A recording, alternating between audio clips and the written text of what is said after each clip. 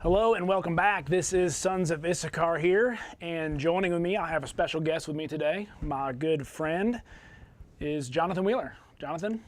Hello. Good to be with you all today. Yeah, how are you? Thanks for having me, Jesse. Yeah. So how are you doing? I'm doing good, man. It's always a good day to get to hang out and talk about what really matters. And we're not talking about fantasy, we're talking about spirituality. Yeah, so once again, if you've been a part of our show yesterday, kind of where the future of this show is going to be. Great video, by the way. Thank you. I thought so. I will say the first recording of it with no audio was better than the second recording with audio. But, so if you were here part of that yesterday, or if this is your first time joining, I'm Sons of Issachar. This is the Sons of Issachar channel. One of the things we're looking to do is the Sons of Issachar in the Bible were the men who understood the times and how Israel should act. And so I've kind of taken that and extrapolated the fact that we as Christians need to be kind of like the Sons of Issachar in the fact that we need to know how to relate with the world in which we live in. Unfortunately, a lot of Christians in the past have taken the stance of completely removing themselves from the world 100%. And I think that has some consequences. It may have some short-term goals where you feel like you're purifying yourself, you feel like maybe you're able to, take care of self, but how are you going to impact the overall greater world doing that? Yeah, I think of John chapter 4 and Jesus with the Samaritan woman at the well. Like, there are a lot of people in today's context that they wouldn't be caught dead in that situation. And I think that's a shame because we have to get out there. We're in the world, but not of the world, and there's a big difference there. And we have to get out there and have a conversation with people.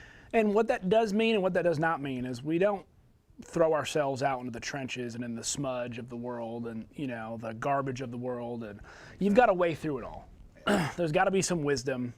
And as I brought up yesterday, your filter of what you can tolerate and maybe what you can go through may be different than mine.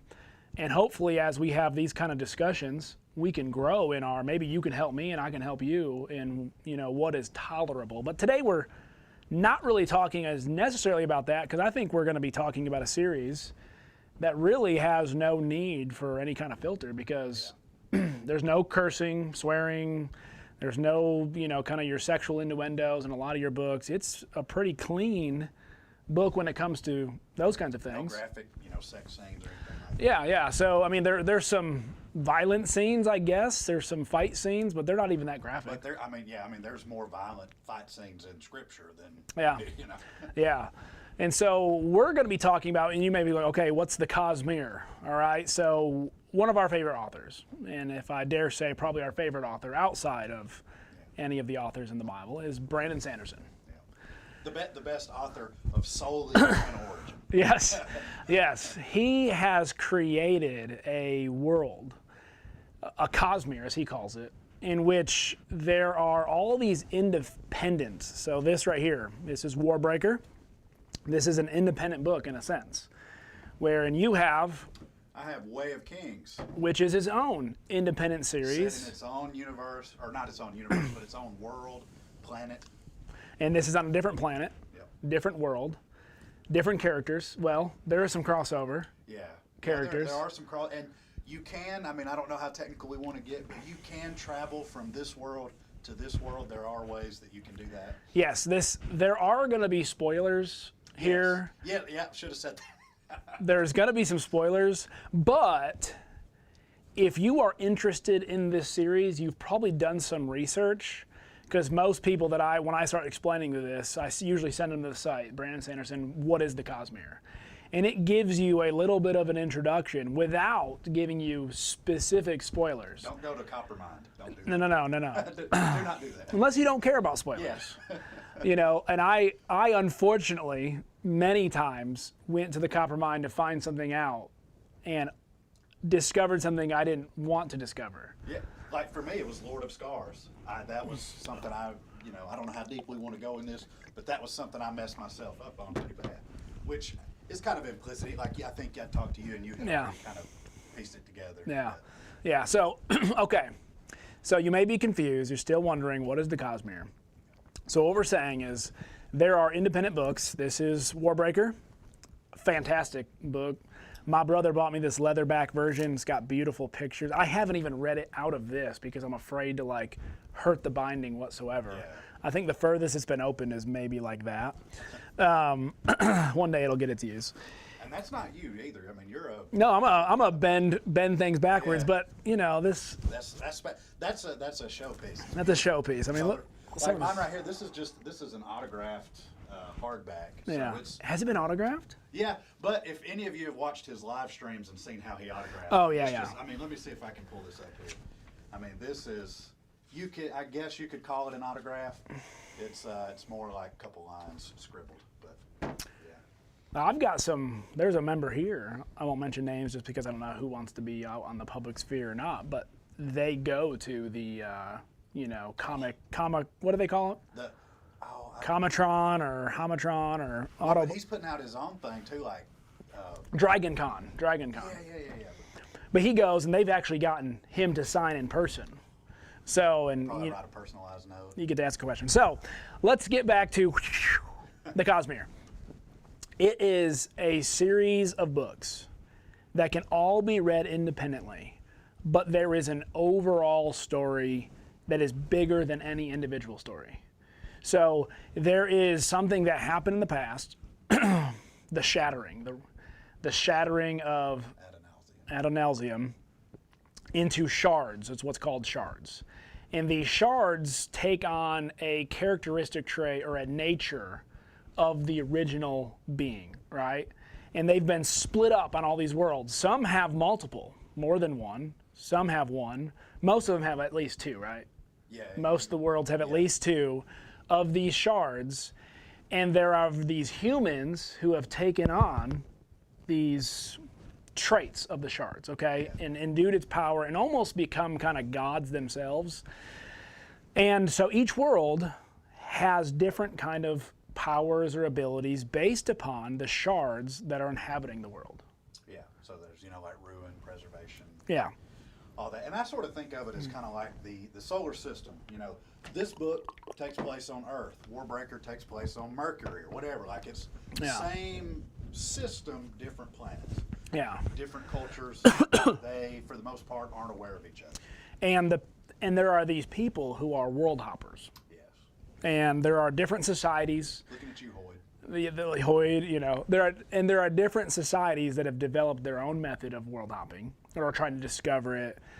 But there's this one individual character, Hoyd, who kind of seems the progenitor of a lot of it in the sense of he's one of the oldest beings around. He was there at the shattering, and he knows stuff. We don't know what he knows. And that's the thing. Like, how many books have we now read? I mean, there's 6 or 7 of those, but if you count Edge Dancer as well. Yeah, if you count the novellas, I mean, I'd say 20 plus 20 Cosmere books. Yeah, 20 books, then short stories. Yeah. Oh, man, 20, maybe more. Hundreds and hundreds and hundreds of hours of audio.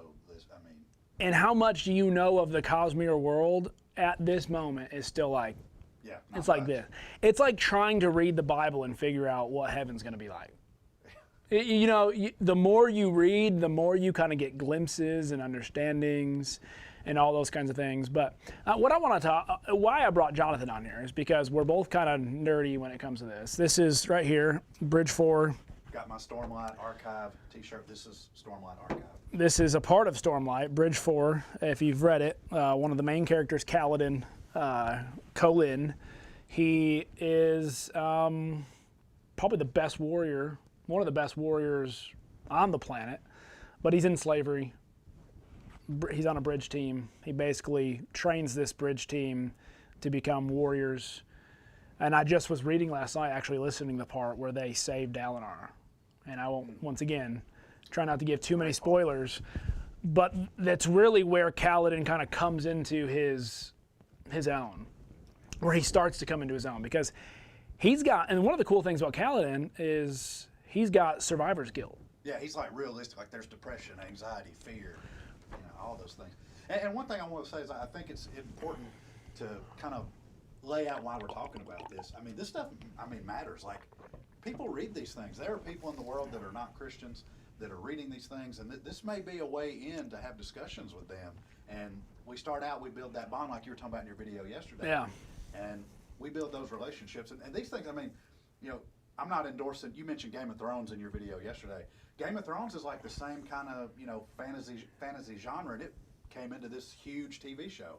Well, there's actually more people reading the Cosmere right now than there were Game of Thrones when it got its TV deal. So, I mean, people are into this stuff.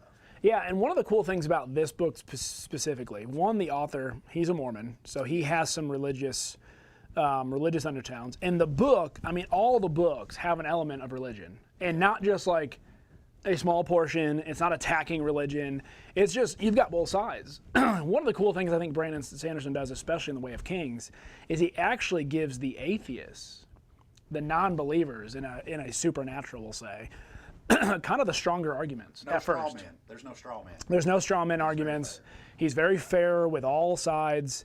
And I think it's a really cool way as you're reading it. Those same discussions that they're having in this book could be had outside and speaking about God and atheism in today's world. Yasna could be a person you meet, in the coffee shop. Yasna would be your atheist, Yeah. Who's trying to find a natural explanation for everything, right? And the cool thing about Yasna is she has to see it. She has to see it to believe it. There has to be facts laid out. And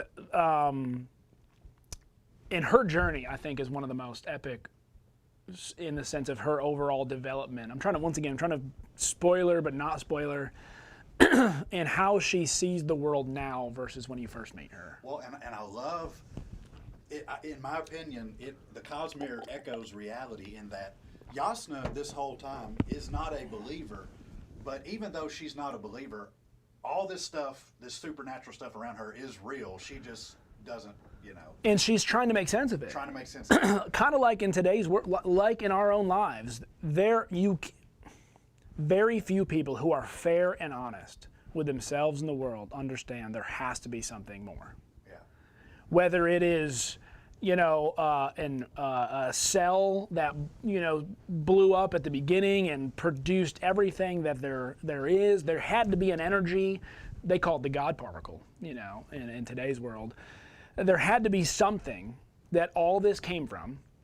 There had to be something that was greater than what we have now, obviously, because you can't, nothing can come out of nothing. Abiogenesis is not a thing. Yes. And so we have to ask some of the same questions, though in different ways, because, their world's set up a little differently. But one of the cool things about it is a lot of the religious undertones in this. But the character development, to me, has a lot to do with a lot of your religious stuff, because morals, ethics is a part of this, when to do the right thing, even if it's going to be harmful to you, making the sacrifice, right? All these things are a part of what I think makes these stories so great. And like one of our favorite characters, I think both of us love Dalinar. Yeah. Right? Dalinar is kind of your man's man, but he's also got that soft spot.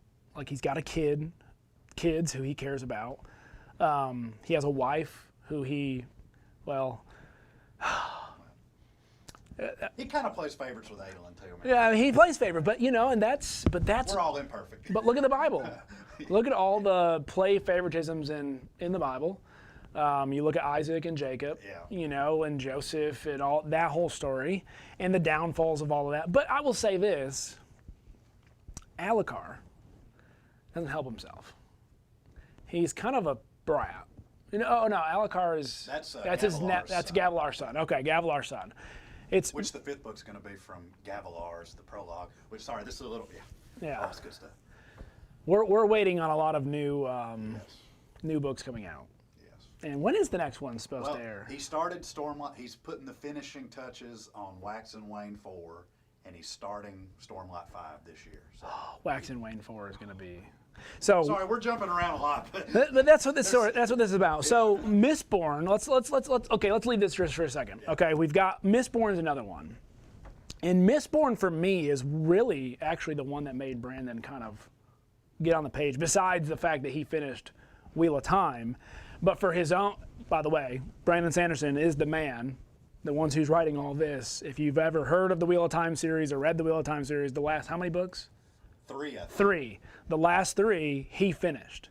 Okay, for Robert Jordan. Jordan. Yeah, and Robert Jordan was, I think, really, really strong in his Presbyterian faith. Same kind of thing. A lot of religious overtones. Yeah. No cuss words, no explicit scenes, violence, but. Yeah. So Okay, so Mistborn is another world in which we have another character, Kelsier, right, who has gone through a tragedy. And through that tragedy, he has kind of an evil motive, but ends up doing something good with an evil motive. Right? Kelsier is not the man you want to be. Yeah, that's very true. But he becomes someone you feel for. He becomes someone, and the best, okay, Mistborn, one of the coolest aspects of Mistborn, and I know we're jumping around, but that's what this is about. The main evil guy, when you find out why he's the main evil guy, why he became what he became, and the sacrifices he made to do what he had to do, all of a sudden the book takes on he literally takes the book where you think is, okay, you know, your typical bad guy, your typical good guy with his band of heroes defeats the bad guy.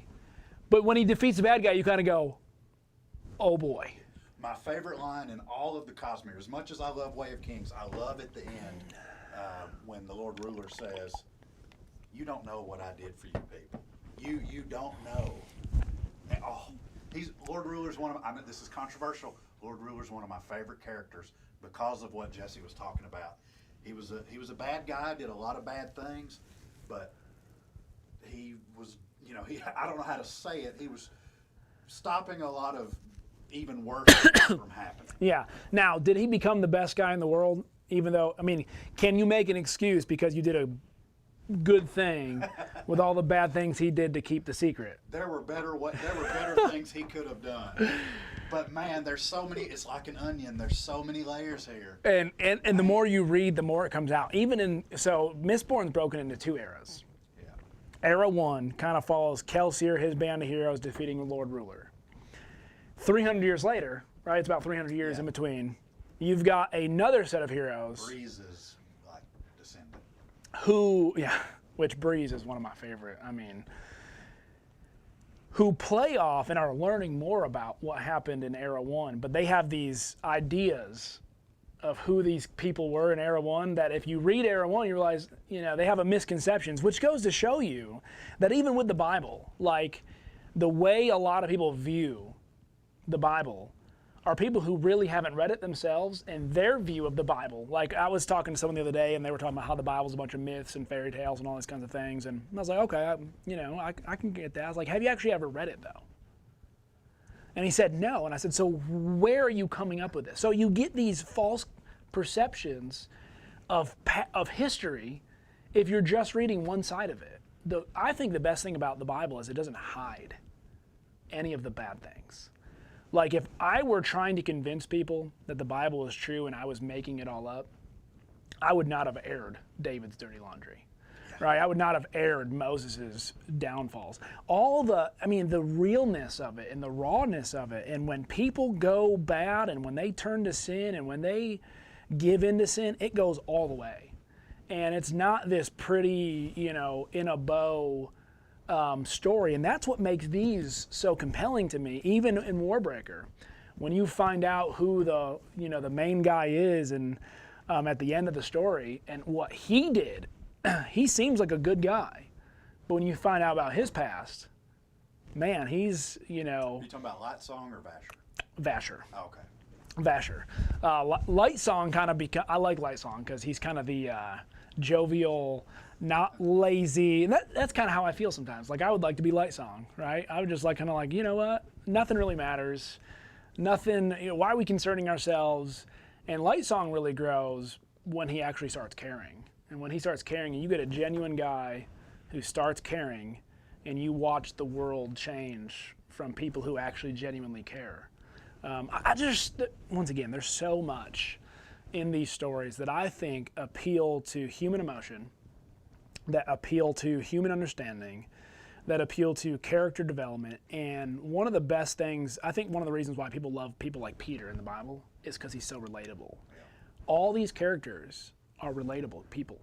They're not, impervious to depression, to postpartum depression, or post-traumatic distress, to anxiety, to fear, to mistakes.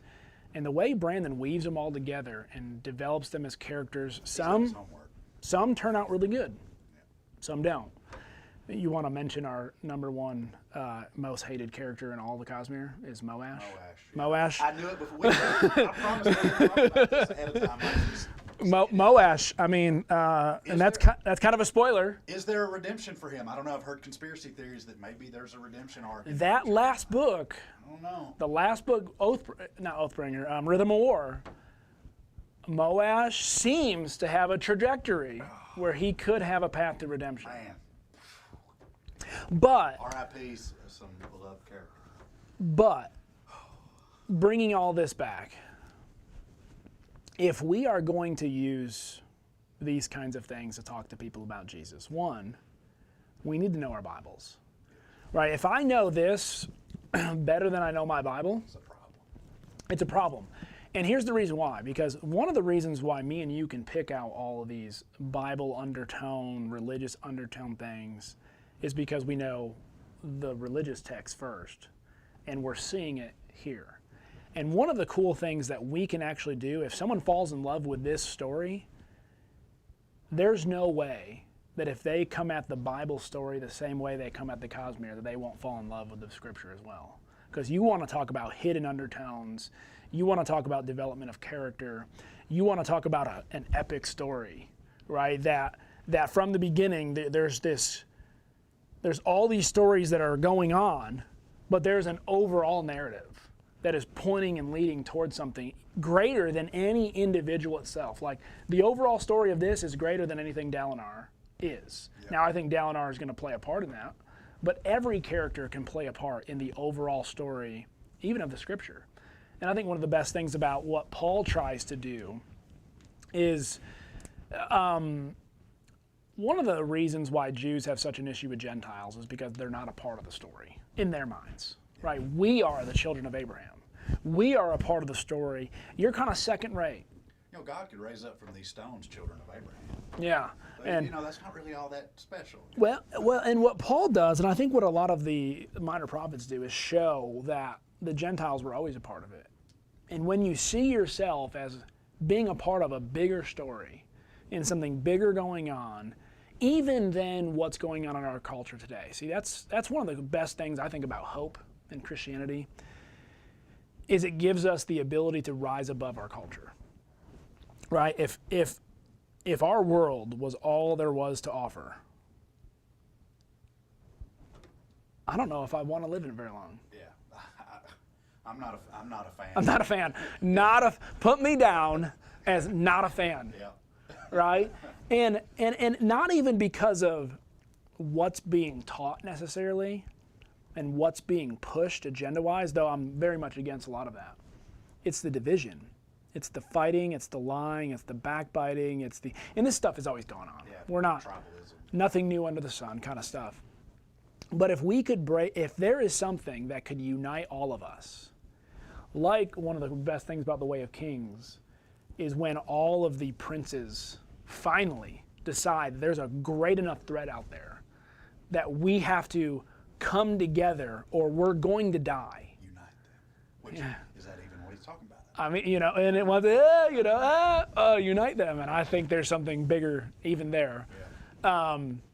But Dalinar is realizing in this story that if we're going to face the threat, and he is privy to some stuff through dreams and visions, kind of like Daniel's and Joseph's and all these people in the Bible, that he knows there's something coming, right? There's a reckoning that is coming. Odium. And, the new Odium. I'm trying to have you ever tried to convince someone to read the story and you're like, you try to get, but you can't fully give enough without spoiling. Well, you almost can't contain your excitement. I'm mad about spoiling. Yeah. I am too. Yeah. I'm just a spoiler. We're a lot alike. Yeah. And I don't really mind spoilers as much. Like, if I'm getting them, if someone spoils something for me, it don't really matter. Me and my brother Josh are reading this series, and I made a joke about someone who died.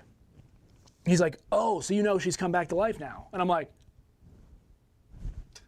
No, what? I mean, he assumed that I was at a certain part in the book, and I hadn't. No, everything was kind of pointing towards it, and he was so apologetic. So anyway, but when you getting back to my original point, if we can get people to see, like in all these stories, that there is an overall plot, there is something greater. There's a kingdom that is greater than anything this world has to offer. And there is something we can be united to and in and be a part of that goes well beyond being an American, being a Chinese citizen, being a citizen of Russia. All these people that we see as enemies just because of the color of their skin, just because of their language, just because of all. What would it do for our world? I mean, it's like you said, when Rosharans and the Thalans and all of them, like they decide, hey, we've got to come together. Like these arbitrary land borders and customs that really and truly don't really matter. Let's put those aside and come together for this greater threat. And like you said, I mean, we live in a world where we're fighting a spiritual battle every single day, whether we realize it or not. And we need each other. We need that fellowship that comes through Jesus Christ. Yeah. So I think one of the cool things to do is if you're reading this story, you get other people to read these stories. And these kind of books, let's say it's not this book. There are other books that do something similar. I don't think on the grand of scheme or as well as what Sanderson is trying to do. Totally because agree. Totally. He may die before he ever finishes. And he's only in his 40s, thankfully. He's got to finish this stuff, man. It's so good. But how many words does he write a day? Like 1,200 words a day? I think it's more than that. Like, he's a beast. Yeah, and other authors look at him and just like Patrick Rothfuss. I mean, he churns out like a couple books a year, like even Yeah. non-Cosmere books. But you got like Rothfuss and what's the guy's name that does Game of Thrones? R.R. Martin. Like Yeah. these guys, they don't put out books like Sanderson does. Like once every 7 years. And if you read those, you think how long it must take for them to develop those stories. And Sanderson has a mind where he's constantly, I don't know how he does it. He's got an organization chart, a mind map, something, God-given something that, he's got a master chart. And I know he teaches somewhere. at BYU all the while doing all the. Like, Yeah. How? Now, he also says that all the side things that he does helps him in his overall. Like when he's writing these characters over here, actually helps him write better characters. Once again, that's his stuff. That's actually like this. The more videos that I'm doing, I've got, the Seed Pod going on, the Lenore City thing, the Sons of Issachar thing. People are like, aren't you going to get bogged down? Actually, the more that I do, the less time I take in doing each Get more one. efficient. Yeah, I get more efficient. And you may think by watching this episode, well, you're not efficient at all. Well, today was kind of a weird one. Yeah. Well, and it's like you said at the very beginning, like becoming all things to all men doesn't mean that Yeah. I want to win, a drug addict, I'm going to go on a drug binge. Like that's not what we're saying. But like, things like this that are good and are an in with people. Yeah. It's good to engage in these things. Like we don't want to be like you said. I'm totally agreeing with everything you said. Like we don't want to be so shut off from everybody that like they kind of see us and they're like, oh, those folks are out of touch. They're weird. I actually had a conversation with someone in McKay's bookstore, which is like, Great. I mean, heaven on earth in a How many times sense. have we been? I know. Fantasy section. And I'm sitting in the fantasy section, and me and this guy, he's kind of sitting, we're both kind of making our way to the Sanderson section. Are there really any other sections other than the Sanderson section? There is, I know. You got to start getting in this Brent Week series. I'm loving the Lightbringer series, I know. Anyway. And we both kind of look at each other, and the shelf is empty. And I kind of go, oh, man, I was really hoping for, I can't remember what book I was looking for at the time, which one, and he was looking for one, and we just got on this conversation. And we jumped from there, I don't remember how, to start talking about religion. And that he really respected Sanderson and respected his views on religion, though he was not a religious guy, and the fact that he brought this into a non-religious person who's claimed to be an atheist, who appreciates the way that Sanderson wove religion in. It wasn't overhanded. Like you said, he's fair. Yeah, it was fair. It wasn't heavy-handed. He didn't make one side seem like the fool or the other. Actually, sometimes he made the religious people look like the fanatics, which we can be. Sometimes I'm a fanatic, but I'm a fanatic about this too. Well, and Robert Jordan does the same thing in Wheel of Time. Like for any of you that are familiar with that, like the White Cloaks, the Children of the Light, like those are like your religious zealots, your fanatics, and there are other people that are religious that aren't to that extreme. And so there's a way to do it tastefully. Yeah. And do it right. Yeah, so we just, like I said, today One was to kind of spark your interest into, hopefully you can read this. So as we have more discussions on this, and what we're going to do today was kind of we're going to hone in on characters next time. Like next time, maybe we'll just focus on Dalinar, or we'll just focus on Kelsey, or we'll just focus on some of these people. And what we want to see is look at their character development, and how can their character development help us in our own development as humans first. Because speaking of Dalinar, I mean, Dalinar went about as low as humanly possible, Yeah. and yet he found redemption. Hey, you know, I'm the chief of all sinners. We are all sinners, fall short of the glory of God, and yet Amen. through Jesus Christ, through his blood, through the cross, we are redeemed. Man, I mean, there's so many parallels there. Yeah.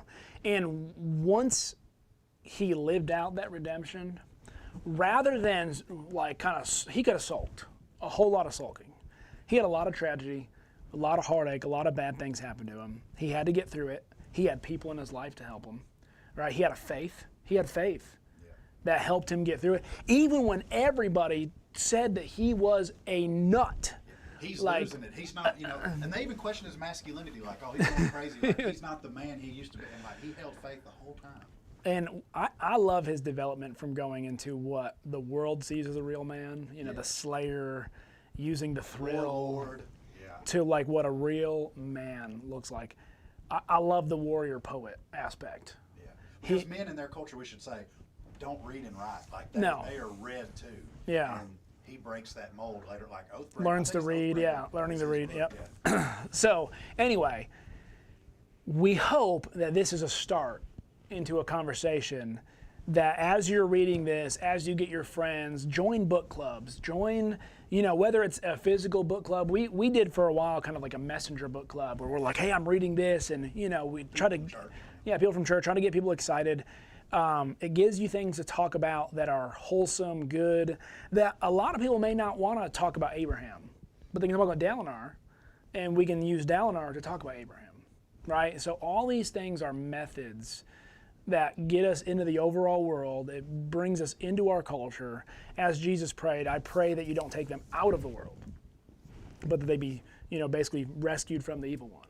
You know, you protect them. They have to be in the world, but not of the world, right? We have to live in this world. And so there are things that are going on that we can involve ourselves in that are good. Now, there are things we can involve ourselves in that are not good. And we'll talk about some of those as we go. But today, Cosmere, kind of an introduction. It wasn't really an introduction to the Cosmere because we kind of skirted. Big universe, different worlds. Each book series takes place on different worlds, different characters. And at this point, like you said, they can all be read independently. But if you go to Brandon Sanders' website, he has a suggested reading order and all that. Yeah. Very, very interesting stuff. Yeah. Large scale story. Yeah. And one of the cool, I think we want to talk about eventually is the three different realms. Yes. Physical realm, the cognitive realm, and the spiritual realm. Get into like 2 Kings 6 and Elisha and all that. Oh, yeah. But, hey, by the way, next podcast, 4-hour Dalinar podcast. 4 hours of Dalinar? Yeah. We can do that. Yeah. Easy. Yeah. I mean, I was just re-listening to some of Dalinar's stuff last night, and I'm like, and I had some quotes I was going to play, but I'm going to wait till we do our special Dalinar. Some of his epic statements in times where there are turning points in people's life or in the society or in his army or at battles, and the things that he says that just gets everyone rallied behind him, are like, why can't I be that kind of a man? You know, like, why can't I be down? And I know it's written and it's scripted and all those things, but I really believe that a lot of these things, when we're reading this, we're like, you know what? I want to try to incorporate these kinds of things and these philosophies and ideas and into my own life. Like, imagine if me and my family I've got 4 kids going through something similar, going through a tough time, and I kind of, okay, what would Dalinar, say here? And kind of have a Dalinar moment, man. I think we could really do well. And obviously, Jesus being our ultimate example of what that looks like. Whenever these characters don't measure up to Christ, we'll differentiate. Obviously, Jesus being perfect, but sometimes I'm going to be honest with you, and I've said this before in sermons, I relate with the imperfect people more than I do with Jesus. Why? Because I'm so imperfect. And I think that's why Jesus, he gave us as the example, but he gave us all these other clouds of witnesses, Hebrews 12, that we can look to, that look to us, that are encouraging us, support us just through their own development of faith. So I think that's kind of a good Yeah. 35 minutes. Felt So like 2 seconds. I know we could keep going on and on and on. And what I want to do is I want to start brushing up on because I've been reading so many books since the Cosmere that I'm kind of rusty a little. Yeah, I was going to say, this is us rusty. Like, I'm reading Wheel of Time right now. I haven't been in Cosmere for a while, neither has he. And we're still like, this is how excited we are and passionate about this. I have read, I think, 11 other series since the Cosmere. The first Wheel of Time book took me a long time to get through. Well, it does. I've tried to read the first Wheel of Time at least 7 times. It's an investment. You have to power through it, but it's rewarding when you do. Once I finish the series I'm on, I have planned to pick it up and go, because you got to like schedule out at least a year or two. And if you look at something and you're like, I just don't really see what's going on right here. Like, I'll try to not spoil anything, but be like, hey, maybe this will whet your appetite. Hey, maybe that's what we'll do. As I'm reading, we can jump on here and discuss some things. Hey, I have this question. Because this is how we talk, whether the camera's on or not. It's just usually there's more coffee involved. It's as sporadic too. Yeah. I mean, like we jump from subject to subject to subject, and which, by the way, real quick, this is just kind of a personal thing that I kind of wanted to do. If we have just a minute or two, what's some kind of theological stuff that you're reading right now, or religious stuff? Well, actually, right now I'm reading one of my friends who used to be a member here, Nathan Razor's book on justification that just came out. So I'm reading that. I'm just finishing up. Well, actually, to kind of give I'm finishing Richard Hess's Old Testament analytical theological introduction into every book of the Old Testament. And as I've been doing my daily Bible readings on my other channel, you can go to the Lenore City Church of Christ website for that. He has some amazing, like, ancient Near Eastern thoughts on a lot of these things, what a lot of your Reformation people thought on these things, what a lot of your church fathers thought on these things. So it's kind of consumed me in how much I've been reading. But that's kind of where I'm at right there. I listen to a lot of podcasts and things like that, but those are kind of my 2 major focuses right now. Where are you at? Well, I know you're doing a lot of apologetic stuff. Yeah, a lot of apologetic stuff. Norman Geisler, Frank Turek, different things like that. I don't have enough faith to be an atheist. Right now, my kind of personal obsession is I've been reading Systematic Theology by Wayne Grudem, and he is a staunch Reformed theologian, and so I have been diving headfirst into different Reformed theologians like R.C. Sproul and stuff, trying to better understand different viewpoints than what I'm most comfortable with. And it's really been enlightening. I went into systematic theology thinking that systematic theology was like kind of, hey, here's what different people groups through history have thought. And that's not really what systematic theology is at all. So I've actually learned a lot, and I'm excited to progress through it. So speaking of that, and I know people probably have already turned this off by now, but that's okay. My bad. I have always been a huge proponent of reading everything, reading it all. And I have really caught a lot of flack for things that I've read. But everything that I read has helped me even if I throw out everything they say, they have challenged me to either reinforce what I already believe, or have helped me to better understand what I already believe, or have literally helped me develop a better explanation of what I believe, or change my belief altogether. And some people are scared of that. Some people are scared to change what they have always believed. And my thing is if I read this and it changes what I believe, then what I believed wasn't all that.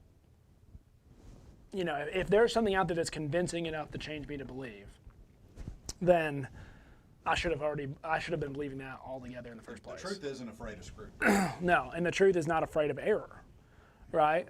Now, should everybody do what I do? Probably not, right? But I do it for a living, right? And there are things that I think people can read and should read that would help challenge them, that would not completely, destroy their faith.